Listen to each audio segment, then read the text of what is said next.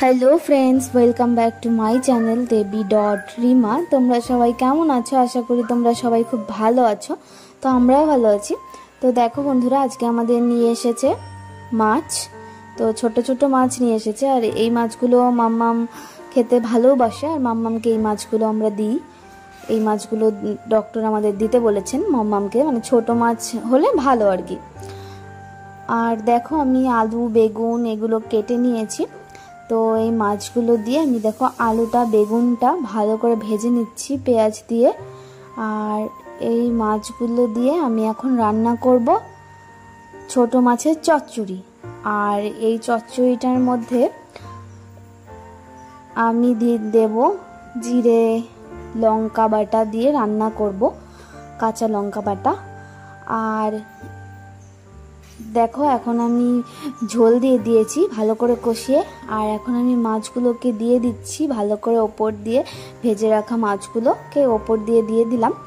আর মাম্মামের জন্য 2-3টে মাছ রাখলাম। মাম্মাম অনেকগুলো মাছই খেয়েছে ভাজার পর থেকে, তো এই মাছটুকু রাখলাম। মাম্মাম আবার এসে খেলা করছে, আবার এসে খেয়ে যাবে। আর এটা যে রান্না করছি, এখানে লঙ্কা বাটাটা কমই দেওয়া আছে, কারণ মাম্মা খুব ভালোবাসে, মাম্মা ঝাল ঝাল খায়ও। আর অল্প তেল দিয়ে রান্না করছি। মাম্মাম এই যে ঝোলটা হচ্ছে, তো এই চচ্চড়িটা দিয়ে মাখা মাখা চচ্চড়ি, এটা দিয়ে মাম্মা ভালো ভাত খায়, তো ভালো খেয়েওছে। তো এটা ছিল আমাদের সকালের খাবার। তো দেখো এখন আমি সকালের খাবার দাবার খেয়ে একটু রেস্ট নিয়ে এখন আমি এখনও স্নান করিনি, তো এখন আমি বেরিয়ে পড়ছি। আমাদের ওপর থেকে না, ব্যালকনি থেকে না, খুব সুন্দর আমি দেখছিলাম কয়েকদিন থেকে যে কি সুন্দর দণ্ডগোলসের যে শাক হয়, তো সেই শাকগুলো ওপর থেকে দেখছিলাম। আমি বলছিলাম যে খাবো একদিন, অনেকদিন থেকে খাই না, তো আজকে দণ্ডগোলসের শাকগুলো খাবো, তো তুলে নিয়ে আসব। আর তো দেখো আমি ঝুড়ি নিয়ে বেরিয়ে পড়েছি।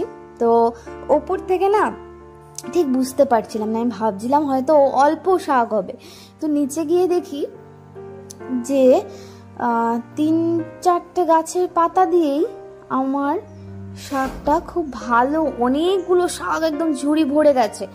আর গিয়ে দেখি যে প্রচুর গাছ, প্রচুর মানে অনেক গাছ, 50টারও বেশি গাছ হবে এরকম অবস্থা। আর মাম্মাম দেখো এই দণ্ডগোলসের পাতাগুলো যে আছে না, আমার মা মাম্মামকে শিখিয়ে দিয়েছে যে এই পাতাগুলো, দণ্ডগোলসের শাকের মধুগুলো খাওয়া যায়, মানে এই ফুলের পেছনটা চুষলে মধু পাওয়া যায়।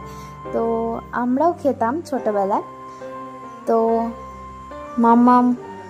মাম্মামকেও মা দিয়েছে, তো মাম্মামও খাচ্ছে, তো মাম্মামেরও খুব ভালো লেগেছে। তো দেখো বন্ধুরা, প্রথমে তো আমি এসেছি শাক তুলতে, আমি মামামের পাপা আর মাম্মাম। তো মামামের পাপা আমাকে ভিডিও করে দিচ্ছে, আর তারপর আমাদের দেখা দেখি আমার মাও চলে এসেছে শাক তোলার জন্য। তো দেখো মাত্র 3টে গাছের পাতা নিয়েছি, 3-4টে। তো দেখো তাতেই আমার ঝুড়িটা একদম ভরে গেছে। তো ভাবছি কত শাক, দেখো তোমাদের দেখাচ্ছি, মাকে বলছি যে হয়ে যাবে চলো। আর মা দেখো আরও তুলছে শাক, মানে শাক দেখলে না একবারে লোভ লেগে যায়, মানে যত তুলি আরও তুলতে মন চায়, এরকম অবস্থা। কিন্তু কত রান্না করবো একদিনে, আর শাক ফ্রিজে রেখে খাওয়ার থেকে ভালো যেদিন রান্না করবো সেদিন তুলে নেব, ঠিক না? তো বন্ধুরা আমার শাক তোলা হয়ে গেছে, তো মা এখনও আসেনি, মা এখনও তুলছে। আর দেখো আমি শাকের ঝুড়ি নিয়ে চলে এসেছি রুমে। তো এখন আরেকটা ঝুড়ি নিয়ে আসবো, তো আরেকটা ঝুড়ি নিয়ে এসে শাকটা বেছে নেব ভালো করে, একটা একটা করে পাতা ছাড়িয়ে নেব।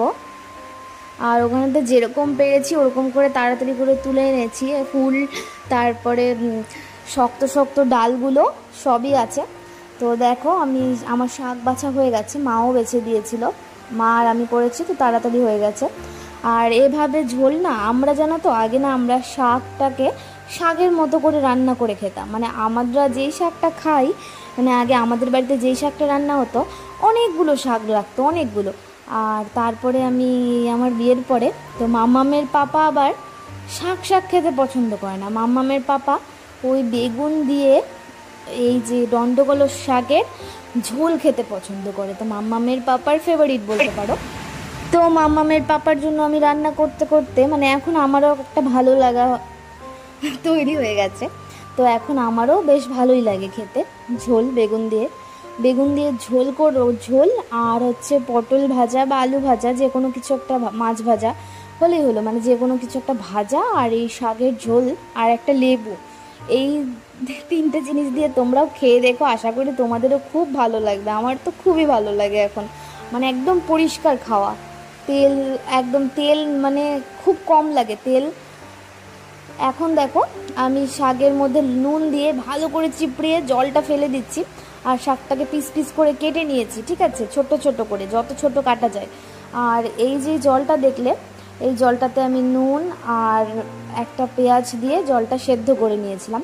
তো জলটা সেদ্ধ করে নিয়ে তারপর ওটাতে শাক দিয়ে দিয়েছিলাম, ওই যে চিপকে জলগুলো বের করে চটকে ওই শাকটা দিয়ে দিয়েছিলাম।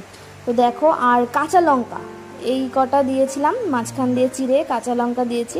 তো এখন আমার শাকটা হয়ে গেছে, ঢেকেও দিয়েছিলাম একটু, তো শাকটা নামিয়ে নিয়েছি। তো দেখো বন্ধুরা, এদিকে আমি কড়াইয়ে দিয়ে দিলাম একটু সাদা তেল, সর্ষের তেলেও করতে পারো তোমরা চাইলে। তো সাদা তেল আর দিলাম রসুন কুচি আর দিলাম রাঁধুনি। আর এই শাকটার মধ্যে না রাঁধুনিটা কিন্তু মাস্ট, মানে রাঁধুনিটা মিক্স করলে শাকটা ভালো লাগবে না খেতে। তো আমি রাঁধুনি দিয়ে দিয়েছি, আর রাঁধুনি দেওয়ার পর দেখো আমি না ভালো করে বেগুনগুলো যে কেটে রেখেছিলাম, তো সেই বেগুনগুলোকে আমি ভেজে নিলাম। তো বেগুনগুলোকে ভেজে নেওয়ার পর ওই বেগুনের মধ্যে যেই আমার যে শাকটা ছিল সেদ্ধ করে রাখা, তো সেই শাকটা দিয়ে দিয়েছি।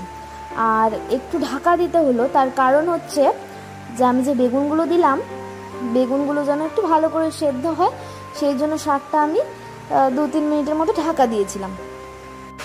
তো বন্ধুরা দেখো আমার শাকটা হয়ে গেছে, এখন দুপুর বাজে হচ্ছে 2টো বাজে, দুপুর 2টো।